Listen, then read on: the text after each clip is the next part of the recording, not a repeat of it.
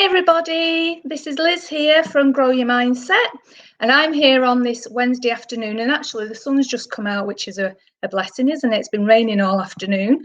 So I'm here this Wednesday to share with you a lovely little story that I've used in schools before, called Rosie Revere Engineer, and it's written by Andrea Beattie and illustrated by David Roberts. Now, throughout the story, I will be asking for anybody who's listening to contribute answers to some of the questions that I might be asking. And if you want to do that, just pop a comment in the comments box and we'll have a look at some of those as we go through the story. Okay, so sit back, relax, and let's have a look at what happens in Rosie Revere Engineer. Okay.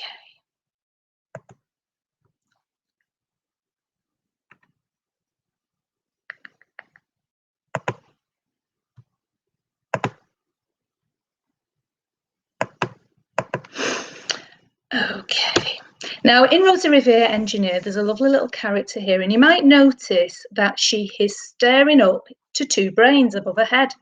Now, in our brains, we have what we call two mindsets. Everybody has them, myself, mums, dads, grannies, granddads, teachers, everybody. And one of the mindsets is what we call a fixed mindset. And this is the mindset here that looks grey, okay? And that's the mindset that tends to hold us back. And it's that little thinking voice in our head that often says to us things like, I can't be bothered, what's the point? Or it might tell you that things are too hard and you'll never be able to do them. Or it might make you feel a little bit worried and anxious about making mistakes or failing and that sort of thing. So this mindset tends to hold us back. The other mindset that we all have is what we call our growth mindset. Now, some children call this our rainbow brain, okay? And this is the mindset that is supportive. So it might say, come on, Liz, you can do this. And if you make a mistake, it's okay because you're going to learn from it. So it's this mindset that pushes us forward to develop our abilities and learn new skills. So in this story of Rosie Revere, you'll notice that she has both mindsets that come out in the story. Now, when you spot that she's having a fixed mindset, I want you to hold your head like this, not too tight. Just hold your head like this, as if you're stopping your brain from growing. If you spot that Rosie is having a growth mindset and you see the rainbow brain, I want you to go like this. Okay, so this is the mindset that allows our brain to grow, and your fingers are your neurons sparking in your brain, and that's why it's a rainbow brain, because there's lots of activity when we have a growth mindset in our brain that we can't see, but we know it's happening. So let's have a look at what happens with Rosie in the story. This is the story of Rosie Revere, who dreamed of becoming a great engineer. In Lila Greer's classroom at Blue River Creek, young Rosie sat shyly, not daring to speak. But when no one saw her, she peeked in the trash for treasures to add to her engineer stash. And late at night, Rosie rolled up her sleeves and built in her hideaway under the eaves. Alone in her attic, the moon high above, dear Rosie made gadgets and gizmos she loved. And when she grew sleepy, she hid her machines far under her bed where they'd never be seen. Now, if you've been a little bit observant here, you'll notice that both Rosie's fixed and growth mindsets have come out to play. So she's having a growth mindset because what she's doing is trying new things. She's working hard, she's focused, she's developing her abilities, and she's using her imagination. So that's all things to get her brain growing. But she's also got a little bit of a fixed mindset in terms of she hides everything that she does under her bed. Now, I wonder why that is. Is that because she's embarrassed about them? Is she worried that somebody might laugh at her, or they might not like what she's done? So she's lacking a little bit of confidence as well. So both mindsets are here. Let's see what happens next. When Rosie was young, she had not been so shy.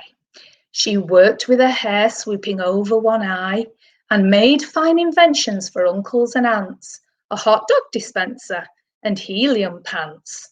So here we have Rosie, and those helium pants look pretty awesome. I wouldn't mind some of those, but she's definitely got a growth mindset going on. She's proud of her achievements. She's believing in herself and has lots of confidence, and she's sharing her things with other people. So she's got a growth mindset here. The uncle she loved most was zookeeper Fred. She made him a hat to keep snakes off his head, from parts of a fan and some cheddar cheese spray, which everyone knows keeps the pythons away. And when it was finished, young Rosie was proud, but Fred slapped his knee and he chuckled out loud. He laughed till he wheezed and his eyes filled with tears, all to the horror of Rosie Revere, who stood there embarrassed, perplexed and dismayed. She looked at the cheese hat and then looked away. I love it, Fred hooted. Oh, truly I do. But Rosie Revere knew that could not be true. She stuck the cheese hat on the back of her shelf and after that day kept her dreams to herself. So Rosie's mindset now has moved to becoming quite fixed, but it's somebody else that's had that influence over her mindset, and that was her Uncle Fred. So you'll notice here a little thought bubble. So what I'd like you to do is have a little think about that little voice in Rosie's head and what sort of things she might be telling herself at this moment, because she's suddenly lacked confidence in her, what she wants to do. So what could she be saying to herself? And we'll have a little look in a minute. And that's how it went until one autumn day, her oldest relation showed up for a stay. Her great-great-aunt Rose was a true dynamo who worked building aeroplanes a long time ago. She told Rosie tales of the things she had done and goals she had checked off her list one by one. She gave a sad smile as she looked up to the sky. The only thrill left on my list is to fly. But time never lingers as long as it seems. I'll chalk that one off as an old lady's dream. So Great Aunt Rose is now on the scene. But what did Rosie's fixed mindset say to her? Let's have a look and see what we've come up with. Okay, so it could be things like, I can't do this, it's too hard. It could be things like, I'm rubbish, what's the point? I can't be bothered, who cares?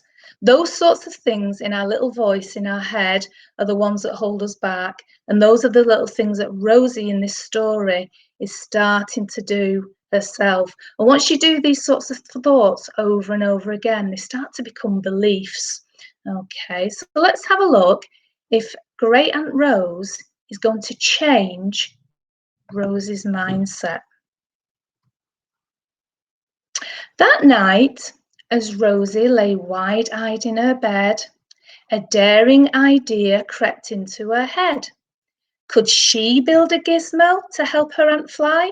She looked at her cheese hat and said, no, not I. So she's being fixed. But questions are tricky and some hold on tight. And this one kept Rosie awake through the night. So when dawn approached and red streaks lit the sky, young Rosie knew just how to make her aunt fly. She worked and she worked till the day was half done. Then she hauled her cheese copter out onto the lawn to give her invention a test just to see the ridiculous flop it might turn out to be. Strapped into the cockpit, she flipped on the switch. The Hello Cheese copter sputtered and twitched. It floated a moment and whirled round and round, then froze for a heartbeat and crashed to the ground. Then Rosie heard laughter and turned round to see the old woman laughing and slapping her knee. She laughed till she wheezed and her eyes filled with tears, all to the horror of Rosie Revere, who thought, Oh no, never, not ever again will I try to build something to splutter or spin, or build with a lever, a switch or a gear, and never will I be a great engineer. So this experience has nudged Rosie to being fixed again. And what's happened is that experience that she had with her Uncle Fred when she made the hat is coming back out again because she's had a similar reaction from another person. And this is what happens to us sometimes. When things happen to us repeatedly in a negative way, or we perceive it to be negative, it can very quickly become a belief, and it can change our language and our behaviors and our focuses. And that's where our fixed mindset comes in. Okay, so let's see if she stays that way. She turned round to leave, but then great great aunt Rose grabbed hold of Rosie and pulled her in close and hugged her and kissed her and started to cry. You did it! Hooray! It's the perfect first try. This great flop is over. It's time for the next. Young Rosie was baffled, embarrassed, perplexed. I failed, said dear Rosie. It's just made of trash. Didn't you see it?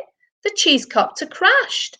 Yes, said her great aunt Rose. It crashed, that is true. But first it did just what it needed to do. Before it crashed, Rosie, before that, it flew.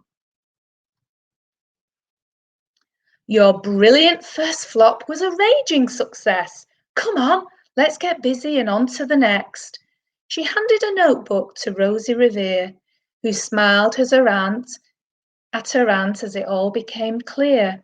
Life might have its failures, but this was not it. The only true failure can come if you quit. So Great Aunt Rose has actually nudged Rosie to become more growth orientated.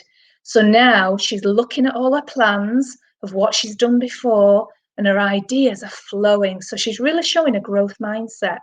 So what do you think that little voice in her head is saying now? Is it telling her, I can't be bothered, I don't want to do this, it's too hard? Or is it saying something else? Have a little think, and if you want to pop a comment in, do that, and we'll talk about those little thoughts in a moment. They worked till the sun sneaked away to its bed.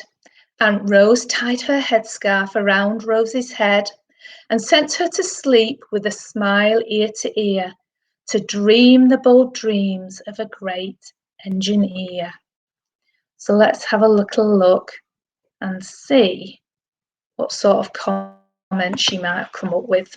Okay, so at this point, growth mindset, and actually on the machine, if you noticed, it says we can do it. So she might be thinking things like, I can do this, I want to do it, how do I do it? Asking herself little questions, try and think, well, I did this before, what could I do next? That didn't work, that failed, what can I do now? That was a mistake, I'm going to learn from that mistake.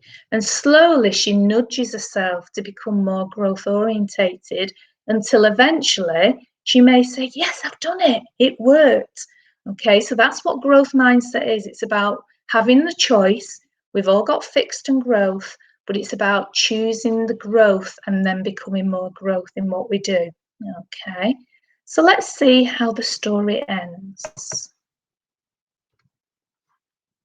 At Blue River Creek, all the kids in year 2 built gizmos and gadgets and doohickeries too. With each perfect failure, they all stand and cheer, but none quite as proudly as Rosie Revere. So actually, Rosie's been an inspiration now. So she's been an inspiration to all her classmates who want to build things as well. And even though things are going wrong or they're not working first time, they're celebrating those mistakes because they know they're opportunities to grow and learn. Okay, now you might have noticed that throughout the story there were other little messages on the pages. I don't know if you spotted them. Here's one down here. It's an example here. It says here, try new things. So what we've done is I've created a poster, a Go for Growth poster, and this is what it looks like. And all the little messages that you were seeing on the pages have been taken from this poster, which is a free PDF that you can download from our website. Okay, so you'll find it, the website address is on there. So download it and maybe stick it in your bedroom to remind you of all the things about developing a growth mindset. Your mums and dads might want to put it on the fridge to remind everybody what it means to have a growth mindset. Okay, but what I want you to do is put your thinking caps on a little bit. Okay, and I want you to see if you could do Lizzie's junk modelling challenge. So try something new. So just like Rosie Revere, while you're at home and off school, you might have lots of boxes and tubes and things around the house that you can use. Ask your mums and dads what you can use. And I want you to be inventive. Use your imagination, challenge yourself.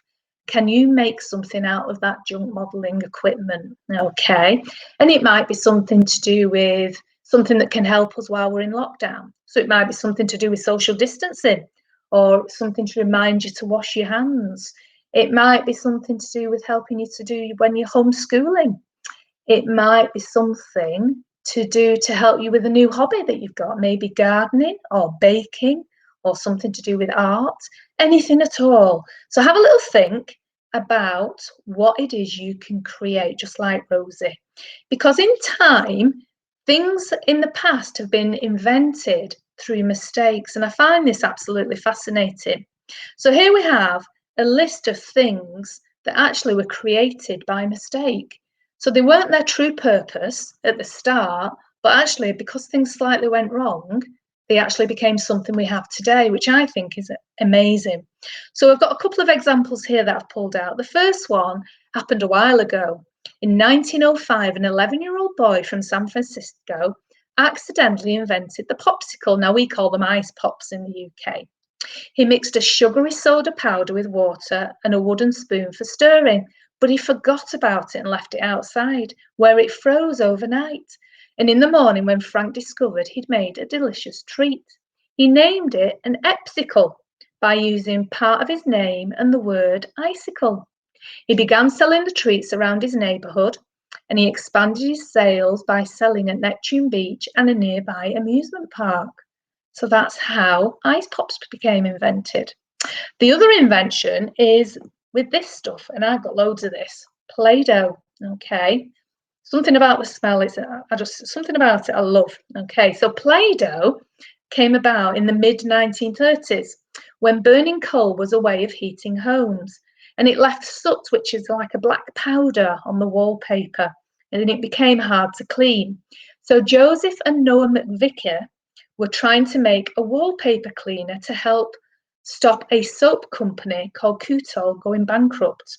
So the clay-like cleaner they invented was no longer needed when people started to switch from having coal fires to natural gas fires. Therefore, this clay was marketed a year later by a toy manufacturer, Rainbow Craft, and Play-Doh was born. So it actually wasn't made for that reason, but became it, and it's still around today. So just two examples there of things that were made by mistake. So have a little look at some of the others and maybe do a little bit of research about how they came about. Really interesting, and let us know what you find out. So get on to our junk modelling challenge. Okay, what we'd like you to do with any of your pictures is send them to us on growyourmindset@gmail.com. So send us through your pictures of the things that you make, and we'll put them on Facebook and share them with everybody and let everyone else be inspired too. So thank you for listening. I've had a great time telling that story of Rosie Revere. Remember, you've got two mindsets, a fixed and a growth. Your choice is yours as to which one you choose to come out to play. And let's all try being a little bit more growth orientated. Okay, so take care for now, keep safe, and see you soon. Bye.